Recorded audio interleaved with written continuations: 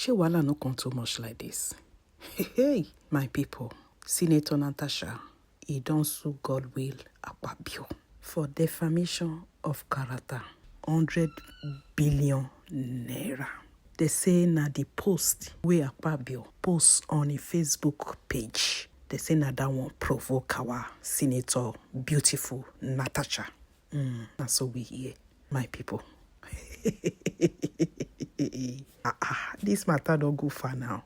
I don't want sound somehow. She 100 billion naira. No be 1 billion. She 100 billion naira. He no go build one city. My people, I wish say we fit see better person. I mean better leaders so where their head they work correctly.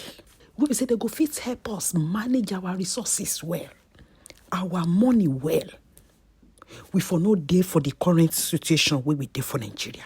But rather, not to they disgrace us. They share our money anyhow. Now only wait till they know how to do be that. Natasha Akpabio on Tuesday filed a 100 billion naira defamation suit against Senate President Godswill Akpabio. The lawsuit follows last week's controversy over seating arrangements in the Senate, leading to Senator Natasha facing disciplinary review by the Senate's Committee on Ethics, Privileges, and Public Petitions. In the suit filed at the Federal Capital Territory High Court, Akpoti Udwanga alleged that Akpabio and his legislative aide, Mfong Patrick, made defamatory comments against her.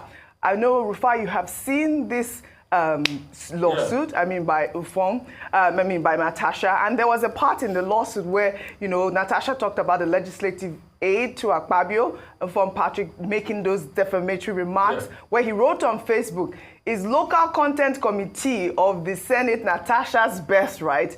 And then he went on to state that it is a bottled anger by the lawmaker who knows nothing about legislative rules. She thinks being a lawmaker is all about pancaking her face and wearing transparent outfits to the chambers.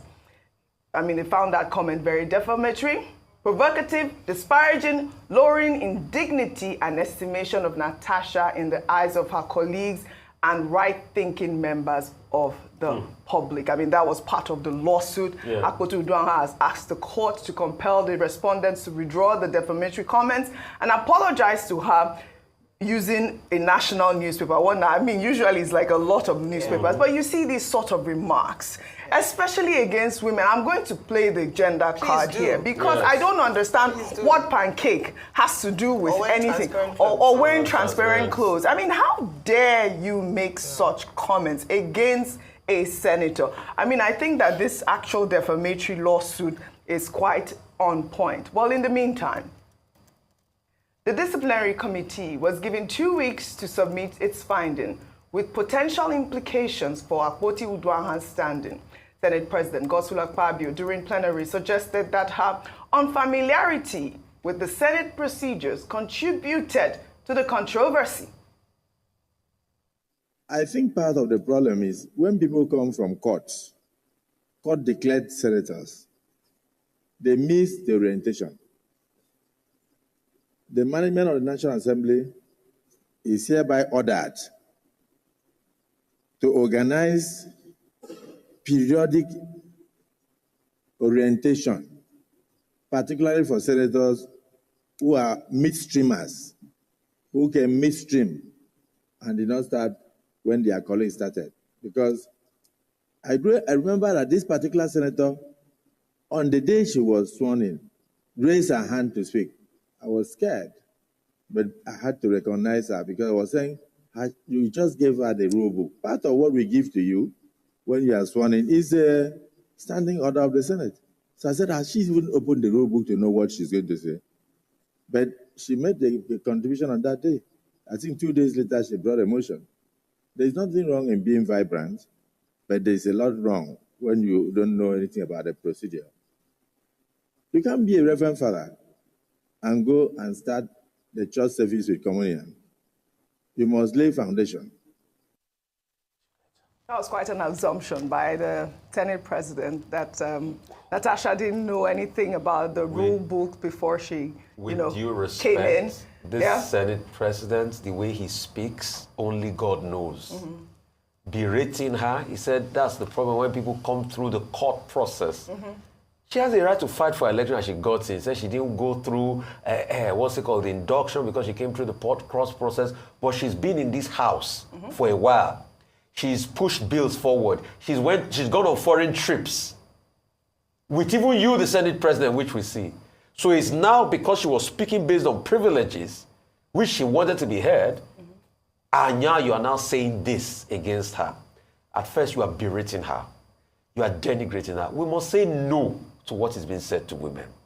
Then, his own legislative aide now went on a tirade on social media. Rufai said all sorts. He's for sexualizing Natasha. Why will he say that, transparent clothes? So is he imagining Natasha in transparent clothes? Why would that even come to a legislative aid? It's quite uncalled for. Then you say pancake. So that means you're objectifying the woman. So what you also mean in very big is that Natasha has no brain. This is a qualified lawyer.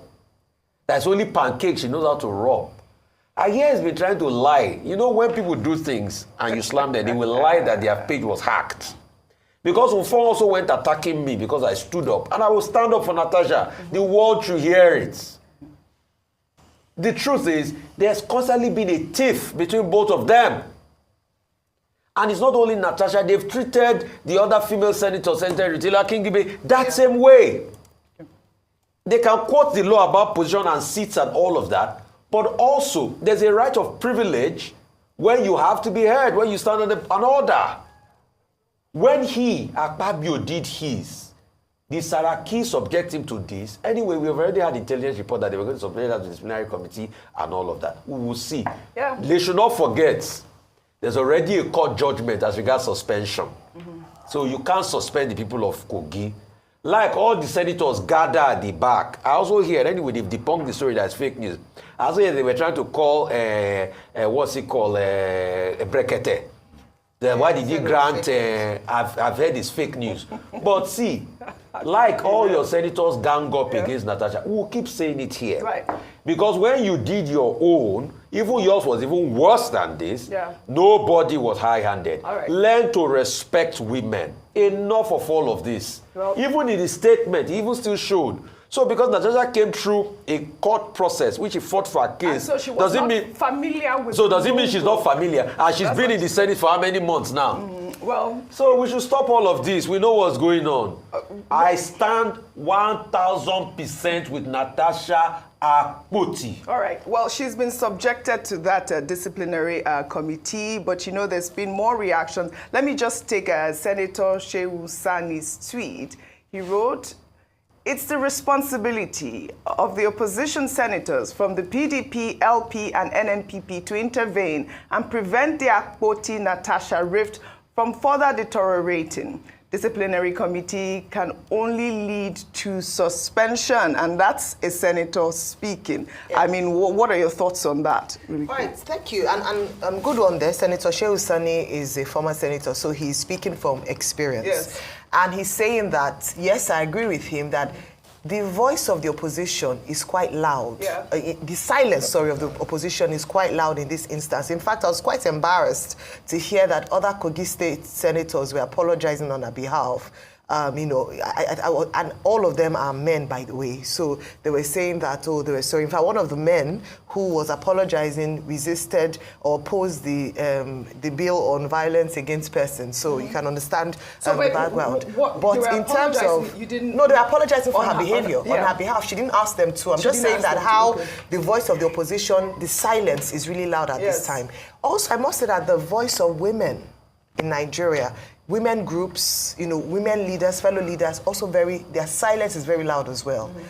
Yes, you can to be objective, they say that yes, they have rules, and in fact, they say this defamation suit against the Senate president might be a bit watery because there are certain privileges that are exclusive to senators. And so, and even she herself said it during a radio interview, that there are certain things that happen within the House that they cannot be judged by, outside personnel. That's also separation of powers, legislature, judiciary, and the executive. However, it must be said that this culture of speaking to women and disrespecting and dishonoring women in public offices must end in Nigeria. Must. And the Senate president, by virtue of his office, must lead this charge. Yes. It is embarrassing and disgraceful to imagine that women who are elected, by the way, the numbers have decreased, and you can now understand why. Yes, if a lot of the women who are being encouraged to come into politics, and a lot of campaign is done around this, are not encouraged to serve because when they get in there, they are at best second-class citizens, where they have to be reminded that they have husbands at home. Can you talk to your husband like this? Where they have to be reminded that, oh, you cannot talk in that way. She exercised her right. And in terms of understanding the position of a senator, how many voices of the other men, we have 109 senators, don't we, in the House. How many of them have we heard their voices or have passed a bill or transmitted the bill as Senator Natasha has done? Right. She has served her people well. She worked hard, and we all saw the journey to emerging as senator to get this seat. Right. It was meritorious. Right. And so I think she should be accorded the same respect as every senator should be respected. And very importantly, women's voices should be heard. Professor Kila, I wanted your opinion on this subject as well. I mean, I hope that this case will set some sort of precedent as to decorum and why decorum is important. Because, I mean, as much as we are saying that, the Senate president should have done this, I think also the, Natasha Akpabio could have also restrained herself during the process. What are your thoughts on that? Well, I totally agree with you. And let me start by saying that Shewson's tweet reflects what we said here 2 or 3 days ago. When I say when this kind of thing happens, the first thing that comes to mind is where is your position? And indeed, where are the men and women of goodwill? Goodwill not to take a side, but to say this is right or this is wrong, and to see a way to move forward in decorum way. Because the whole point is that if you are in this hallowed chamber, red chamber, they call them distinguished, and they behave in ways that are not distinguished, it is worrisome for the country. I think all legislators should learn the rules, but above all, those who chair proceedings should understand that they have a bigger duty of maintaining not just decorum, but proceedings. When somebody says somebody does not know the rule, actually, let me not say someone, let me call a name. When Akpabio says somebody else doesn't know the rule, there's a flaw there. Let me give 1 second lesson on legislative procedure. The duty of the chair of any legislative sitting, the main duty is to allow the process to flow. That is your main interest. So you must find the way.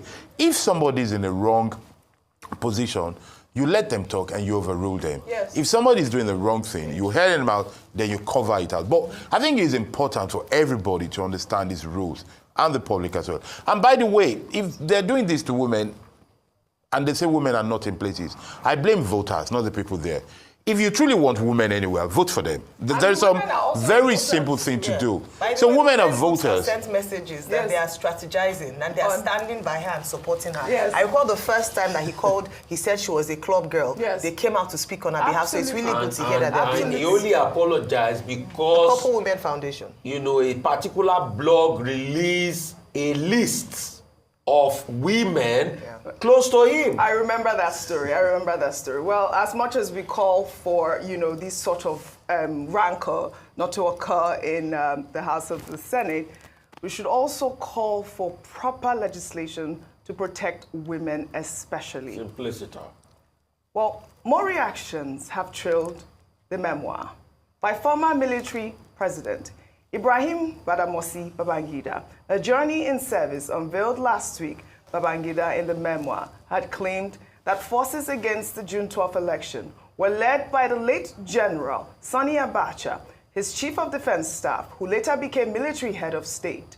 The election, which was widely regarded as the freest and fairest election in Nigeria's history, was presided over by the late Professor Humphrey Nwosu, the NEC chairman at the time. Well, in an interview that has resurfaced online, Professor Nwosu mentioned several names of those he said were involved in the schemes that led to the annulment of the election. Let's take a look. There was someone at the level of the National Defense Security and Defense Council, headed by Babangida. Babangida and Abacha was prominent. They said, okay, that a committee headed by Abacha should find a solution to the problem. I said, how do we find a problem? We should be allowed to conclude what we started. He said, Abacha. In that committee, I'm quoting names. Abacha was in it. Nyako. Nyako was in it. General Aliyu Gusso was in it. David Mark was in it. Was the Minister of Communication. I was in it. Secretary of the Commission, Director of Legal Services was in it. Professor Deria, National Commissioner representing River State. We met in Abacha, when we met in Abacha's house, guest house in Abuja. He set another subcommittee, including myself, Akpabio, late now, Akilu, the Secretary of the Commission, I think one other advisor-in-law in the State House. When we got at that subcommittee level, I told them, gentlemen, there is nothing for us to meet. The law is clear. Elections have been conducted. Results have been collected. The only one remaining is that of Taraba, and he had come along with it. Please allow us to conclude. We are a technical body. We are not politicians. In any case, if you don't want us to release the result, you should call Abiola and Tofa or negotiate with Abiola. The Abiola was the winner. We went back to Abacha's guest house, and I reported, well, sir, the law that allowed us to conclude this election made no provision for this technical body, for your committee. You should allow us to conclude the result with that of Taraba and announce it, or you call in Abiola and negotiate with him. He shouted on me, who are you to tell us what to do? You are not a member of National Defense and Security Council. You are not. The council and the court decided you should not conduct the election. You went ahead and conducted the election, that it was illegal. You will recall, throughout Abacha's regime, his Minister for Information regarded our election as illegal. Go to Aso Rock, where all of us will now take a decision. When we got there, Babangida said, NEC, National Electoral Commission, what is your position on this election? I said, sir, allow us just 2 minutes so that it will not be Humphrey Nwosu's decision. It will be that of National Electoral Commission. Sir, this is the decision of the commission. Allow us to conclude this election and announce the result. And that we will challenge that letter, court decision, which Commissioner of Police served on me, that we should stop announcing it. So he said, okay, you people are on your own. Babangida said that. This the decision of their. All right. This interview was conducted by Omoyele Sowore about 10 years ago, I believe. Yeah. I mean, and then we have the memoir. Absolutely, in this voice, in this recording, you could hear Professor Humphrey Nwosu corroborating what IBB had said, that the person who led that whole annulment was General Sani Abacha. So there are a couple of other, and Professor Humphrey Nwosu passed recently, is one of the heroes in this country to celebrate. Unsung hero. One other person because he mentioned Akpabio. Akpabio is late today. One other person that can fill up this tedious link is our dear own Onukairabo. Yes. Because he also played a prominent role as regards that declaration that was given and that was read out, that unsigned document that called for the annulment. A lot of journalist personnel are no longer around. The likes of the Otto Nzeribe and Better Nigerian Group and all of that. So we also need to hear from Ndukaira. But I think we had spoken about these things before, but at his own time he's going to. Yeah. But yes, so I think the conversation now is the conundrum between IBB and Abacha.